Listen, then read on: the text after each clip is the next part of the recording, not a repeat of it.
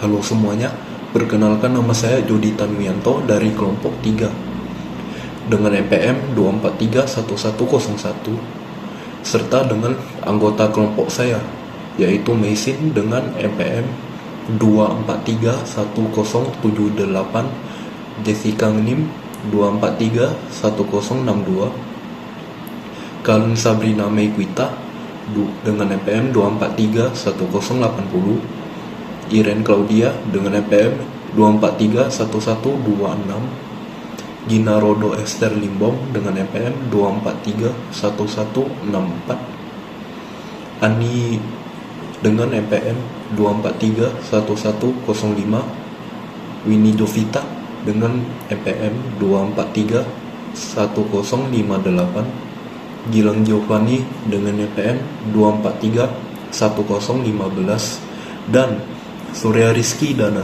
dengan NPM 2431013. Kami dari kelompok 3 akan menjelaskan tentang wawasan dan aplikasi teknologi.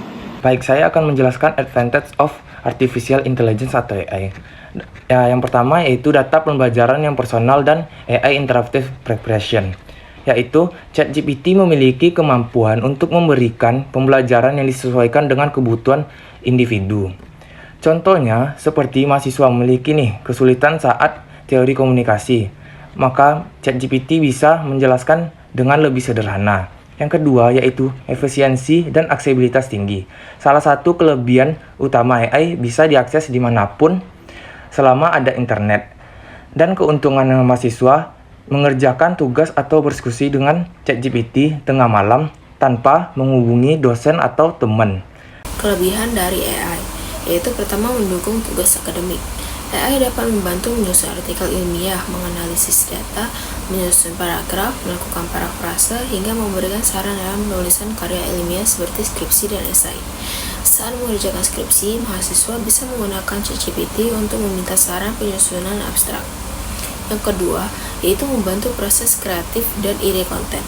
AI juga berguna untuk membantu proses pencarian ide, baik untuk konten media sosial, penulisan, maupun kampanye komunikasi. Mahasiswa ilmu komunikasi dapat menggunakan ChatGPT untuk menghasilkan ide slogan kampanye. Selain membantu proses kreatif dan ide konten, AI seperti ChatGPT juga bisa membantu dalam hal penerjemahan. AI mampu menerjemahkan teks dari satu bahasa ke bahasa lain. Ini tentu sangat membantu, khususnya bagi mahasiswa yang ingin mengakses referensi dari sumber-sumber berbahasa asing. Misalnya, kalau kita punya jurnal internasional dalam bahasa Inggris, kita bisa minta bantuan ChatGPT untuk menerjemahkan ke bahasa Indonesia. Dengan begitu, pemahaman kita terhadap isi jurnal tersebut jadi lebih mudah tanpa harus khawatir terkendala bahasa.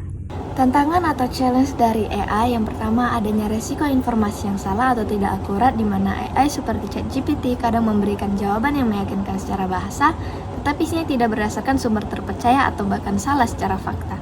Contoh yang pertama yaitu seorang mahasiswa bertanya tentang teori sosiologi dan mendapatkan jawaban dari ChatGPT yang tidak disertai sumber akademik, sehingga berisiko menyesatkan jika langsung digunakan tanpa pengecekan. Dan yang kedua, adanya ketergantungan dan menurunnya kemampuan berpikir kritis, di mana penggunaan AI secara berlebihan dapat menurunkan kreativitas seorang mahasiswa sehingga membuat dia menjadi malas dan tidak berpikir analisis dan kritis. Contohnya, mahasiswa yang terbiasa mendapatkan jawaban dari ChatGPT bisa menjadi malas membaca buku atau berdiskusi, sehingga kemampuan analisis dan berpikir logisnya menurun.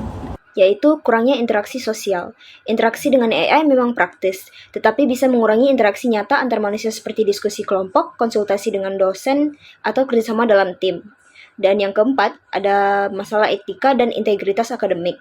AI bisa digunakan untuk menyelesaikan tugas atau ujian yang mana berpotensi menyebabkan pelanggaran etika akademik seperti plagiarisme. Berikut ini adalah salah satu hal yang penting yang perlu kita pahami tentang AI, yaitu potensi bias dalam jawabannya. AI dilatih dengan menggunakan data dari internet. Nah, data ini bisa saja mengandung bias, baik yang disengaja maupun tidak. Misalnya, bias ada stereotip, ketidakseimbangan budaya, atau sudut pandang tertentu yang kurang netral. Karena itulah, penting bagi kita untuk tidak langsung menerima jawaban AI mentah-mentah, tetapi tetap kritis dan memverifikasi informasi yang kita terima. GPT 4.0 dikembangkan oleh OpenAI dan dirilis pada bulan Maret tahun 2023. Model ini merupakan versi lanjutan dari GPT 3.5 dengan peningkatan besar dalam kemampuan berpikir dan memahami konteks. GPT 4.0 memiliki beberapa fitur utama, yaitu yang pertama multimodal.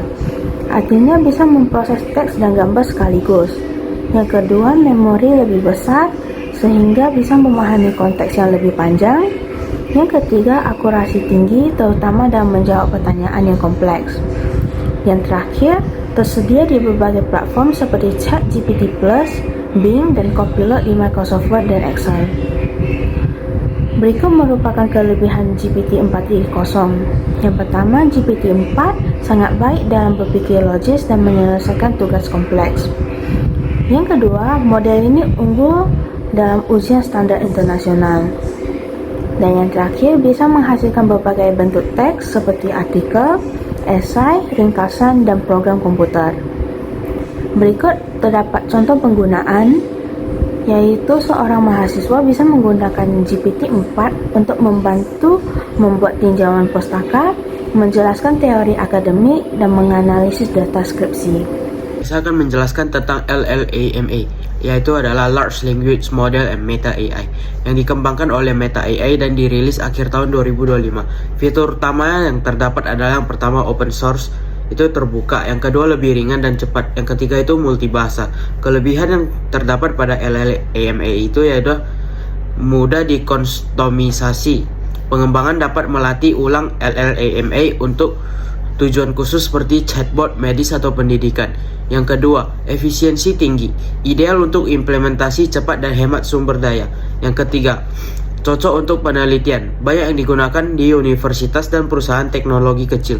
Contoh penggunaannya adalah sebuah startup yang menggunakan LLAMA untuk membangun chatbot layanan pelanggan yang bisa menjawab pertanyaan teknis secara otomatis. Perbandingan GPT-4 dan LLAMA-4. Untuk dari aspek kepemilikan, GPT-4 lebih tertutup, sedangkan LLAMA lebih terbuka. Untuk dari aspek input, GPT-4 bisa menerima teks dan gambar, sementara LLAMA hanya teks saja. Untuk aspek kapasitas konteks, GPT-4 mampu menangani hingga 32.000 token dalam satu sesi, sementara LLAMA-4 umumnya punya kapasitas konteks yang lebih pendek, tergantung jenis modelnya. Untuk kustomisasi, GPT-4 tidak bisa dilatih ulang langsung oleh pengguna. Berbeda dengan LLAMA-4 yang bisa dikustomisasi oleh pengembang atau developer.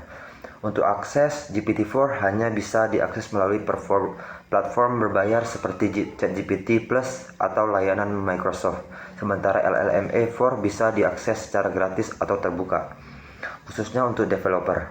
Untuk performa, GPT-4 unggul dalam akurasi dan penalaran, sehingga cocok untuk tugas-tugas kompleks, sedangkan LLAMA-4 cocok digunakan untuk kebutuhan skala kecil. Artikel ilmiah Big Data terbaru 2025 yang berjudul Advancing Polyglot Big Data Processing Using the Hadoop Ecosystem, yang ditulis oleh Anthony Sebra dan Sergio Lifshitz.